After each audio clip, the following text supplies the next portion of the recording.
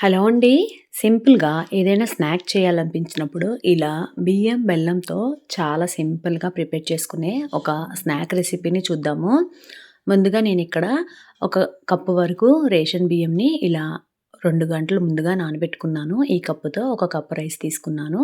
ఇలా ఈ వాటర్‌నంతా తీసేసి 2 సార్లు శుభ్రంగా ఈ రైస్‌ని వాష్ చేసుకొని, ఈ రైస్ అంతటిని ఒక మిక్సీ జార్‌లోకి తీసుకుంటున్నాను. చాలా సింపుల్‌గా చేసుకోవచ్చండి. జస్ట్ బియ్యం, బెల్లం ఈ 2 ఉంటే సరిపోతుంది.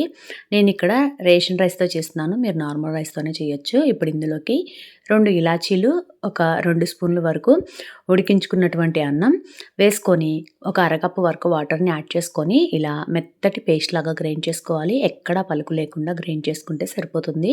ఇలా గ్రైండ్ చేసుకున్నటువంటి ఈ పిండిని పక్కన పెట్టేసుకొని, మరొక గిన్నెలోకి ఒక కప్పు వరకు తురిమిన బెల్లంని తీసుకొని, ఇందులోకి అరకప్పు వరకు వాటర్‌ని యాడ్ చేస్తున్నాను. ఇలా ఈ బెల్లం గిన్నెని పొయ్యి మీద పెట్టేసుకొని, స్టవ్‌ని సిమ్ ఫ్లేమ్‌లో పెట్టుకొని, ఈ బెల్లం కరిగేంత వరకు కరిగించుకోవాలి. జస్ట్ ఒక 2, 3 నిమిషాలైతే మనకి ఈజీగానే కరిగిపోతుంది. పాకం వచ్చే పని లేదండి. ఇలా బెల్లం అనేది కరిగిన తర్వాత స్టవ్ ఆఫ్ చేసుకొని ఇది కొంచెం చల్లారనిద్దాము. ఈలోపు మిగతా ప్రాసెస్ చూద్దాము. ఇప్పుడు మళ్ళీ స్టవ్ వెలిగించుకొని ఒక ప్యాన్‌ని పెట్టుకున్నాను. ఈ ప్యాన్‌లోకి ఒక స్పూన్ వరకు నెయ్యిని యాడ్ చేసుకొని, ఈ నెయ్యి అనేది కరిగిన తర్వాత ఇందులోకి సన్నగా కట్ చేసుకున్నటువంటి కొబ్బరి ముక్కల్ని యాడ్ చేసుకుంటున్నాను. అలాగే ఇవి కొంచెం ఫ్రై అయిన తర్వాత ఇందులోకి ఒక స్పూన్ వరకు నువ్వులను వేసుకుంటున్నాను.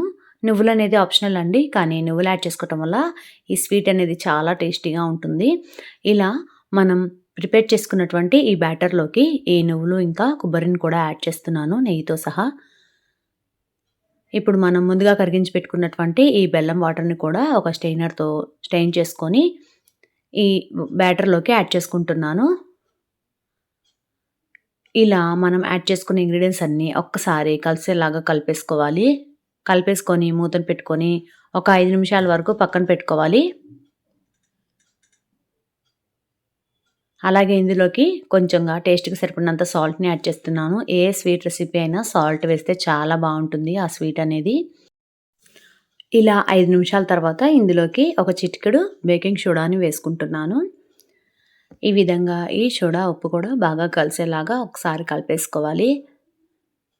చూడండి కన్సిస్టెన్సీ వచ్చేసి ఇలా ఉండాలి. అలాగే స్టవ్ పైన అదే ప్యాన్‌ని పెట్టుకొని, స్టవ్‌ని సిమ్ ఫ్లేమ్‌లో పెట్టుకొని ఒక అర స్పూన్ వరకు నెయ్యిని వేసుకున్నాను.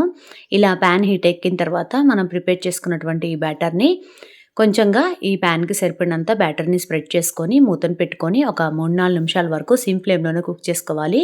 ఇలా కుక్ అయిన తర్వాత రెండో వైపుకి కూడా టర్న్ చేసుకొని, రెండో వైపు కూడా కుక్ అయిన తర్వాత సర్వింగ్ ప్లేట్‌లోకి సర్వ్ చేసుకోవటమే. చాలా టేస్టీగా, చాలా సింపుల్‌గా ప్రిపేర్ చేసుకున్నటువంటి ఈ స్నాక్ రెసిపీని పిల్లలైతే చాలా ఇష్టంగా తింటారండి. స్వీట్ కాబట్టి ఇష్టంగా తింటారు. ఇక్కడ మనం బెల్లం, బియ్యంతోనే చేస్తున్నాము. చాలా సింపుల్‌గా చేసుకున్నటువంటి ఈ స్నాక్ కమ్ స్వీట్‌ని మీరు కూడా ట్రై చేసి మీకెలా వచ్చిందో నాకు తప్పకుండా కామెంట్ సెక్షన్‌లో కామెంట్ చేయండి.